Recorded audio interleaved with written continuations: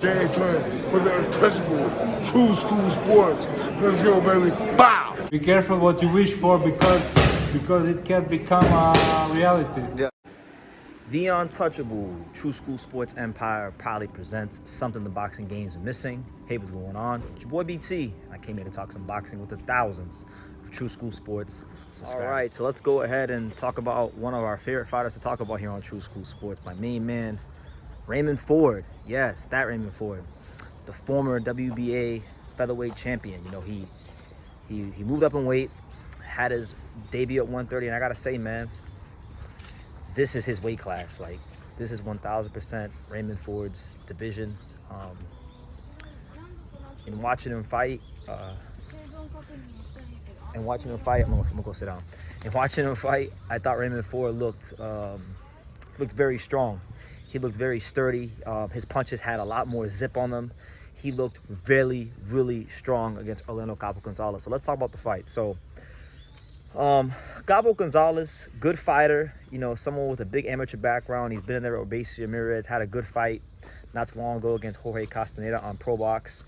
But Raymond Ford completely washed him easily. Guys, Puerto Rican Olympian, deep amateur experience. Good fighter, solid guy. You know, you could do a lot worse for your first fight in a new weight class than him. And Raymond Ford just outclassed him.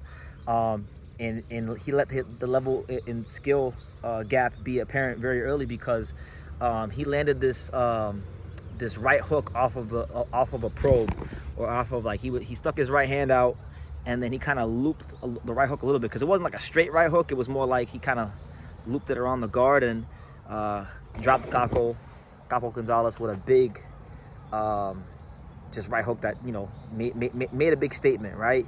And that punch was there the whole time. It didn't matter if he probed and then threw it, or threw it as a lead right hook.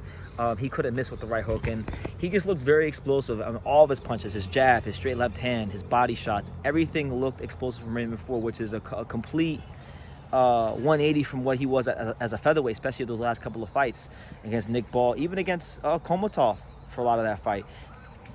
Those punches did not have the same zip or sting on them that these punches had. And now I think with him feeling comfortable at the weight, with him not being depleted, I think we're going to get some really exciting fights from Raymond Ford. I think we're going to get some really interesting moments from Raymond Ford. And I think this is a weight class where I think he'll be more than just a brief title holder. I think this is a weight class where he can get a title and defend it multiple times and unify. And who knows, if timing, you know, and politics can get on his side a little bit, maybe he can go undisputed. I saw a much different fighter in there. This was the fighter that, you know, when Matchroom signed him, I'm sure they envisioned a very, very slick, athletic, just offensively dynamic southpaw with punching power. I mean, just, he looked complete. Looked every last bit of the word complete as a 130 pounder. So there's a lot of good fights for him. I checked the rankings. He's not ranked anywhere right now but the WBC. He came in at number 7. So the WBC champion is O'Shaquie Foster. Raymond Ford did state on this channel earlier in the year that's a fight he really wants, because O'Shaquie Foster has been running his mouth on Twitter a lot over the years, and he wants to shut his mouth up. So O'Shaquie Foster has become champion again by beating Consensao, and I love that fight because you know, Foster has shown the ability to box, to slug, to move, to do all kinds of things in the ring. So has Ford, but I think, man, I'm not trying to be a prisoner of the moment, but, like, if there's one fighter I've watched intently over the years, from his pro debut to now, it's been Raymond Ford. And, you know, this is a far cry from the guy that fought Vasquez or Aaron Perez. This was a guy that I think is going to bring some respect, honor, and credibility back to American boxing, because that's how great he looked against Capo Gonzalez. You know, I give credit where credit is due. I've never been a hater. If a fighter is out there putting on great performances and delivering, then I give him to do. And as far as fights for him, I mean, I mentioned O'Shaquie Foster. If he can't get that fight next, then 3 fights I'd like for Ford would be, you have at number 5, I think it's Lee Wood. So Lee Wood, you know, he's been a champion at featherweight. He's been in some big fights. He's an Eddie Hearn fighter. That could be a big fight in the UK. I think Ford probably beat the brakes off Lee Wood, because Lee Wood's been in a lot of wars. And his defense is super leaky, and with Ford's sharpness and the kind of punches he has, like how sharp his punches are at 130, I don't think that fight would go past the 8th round. I think Raymond Ford would beat the hell out of Lee Wood. Then you got also Rocky Hernandez, Eduardo Rocky Hernandez, which I think would be a natural fight. Rocky Hernandez, I think, is number 2 or 3 in the WBC. He's a Mexican fighter, comes forward, big puncher. He's also given O'Shaquie Foster one of the hardest fights of his career. So it's a common opponent with O'Shaquie. That would be a natural fight to take on the way to an O'Shaquie Foster fight.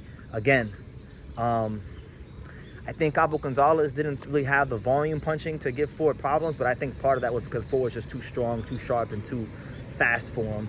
I think, I think Rocky Hernandez is more durable, but I still think Raymond Ford beat the brakes off him too, honestly, at 30. And then the fight I really want to see, and I'll end the video on this particular note. This guy is the IBF mandatory challenger, and he's been waiting for a shot for a long, long time. I would love to see Raymond Ford fight the IBF mandatory challenger, Eduardo Sugar Nunez, who right now is one of the toughest, one of the biggest punchers in boxing. All of his knockouts, all of his wins are by knockout. And, you know, it's one thing to fight Cabo Gonzalez, who's a good amateur fighter and has been a solid 30-pounder. But Sugar Nunez is on a higher level. He's a more dangerous fighter. And Raymond Ford would not have the luxury of knowing he's the bigger puncher on this occasion than a Cabo Gonzalez, or than a Sugar Nunez. He would be met with some serious firepower, which I think would force him to become a bit more defensively responsible. And I'm not saying he wasn't defensively responsible in this fight, because he was, but it's just different when you look across the ring and there's a guy that presents a real danger for you from a punching power standpoint. So I think Sugar Nunez Raymond Ford would be a dynamite fight, and one that Eddie Hearn could do. It's an in-house fight, so it shouldn't be too difficult to get done. But I would love that fight. I think that's the fight where I think Raymond Ford versus Eduardo Sugar Nunez might not only be one of the most exciting fights making 130, but it could even be a more exciting fight than what the Odebek Komotov fight was, and that was a great fight. Y'all know how great that fight was. So yeah, all in all, very impressed with Raymond Ford's performance against Cabo Gonzalez. Really excited for his future at 130. The division's going to get very hot in the next couple years, because you're going to have a lot of the guys from 26 at some point moving up. Like we're already hearing things about Rafael Espinoza moving up to 30. Fernando Lopez is going to be at 30. So he's going to have a lot of smoke coming his way, and I'm looking forward to seeing him take on all of it. But let me know what you guys think. What did you guys make of Raymond Ford's 130 debut, and how he looked against Orlando Gonzalez? And who do you want to see him fight next? Leave your comments down below. Make sure you guys take the time to subscribe. And like I say in every single one of these videos, you can love me or you can hate me, but I'm just Kid from Daniel. So until next time, thank you for watching another video on the untouchable True School Sports Empire. I'm at the Boxing Hall of Fame out here in Canastota, New York. And for more great boxing content just like this video, make sure you click and subscribe right over here.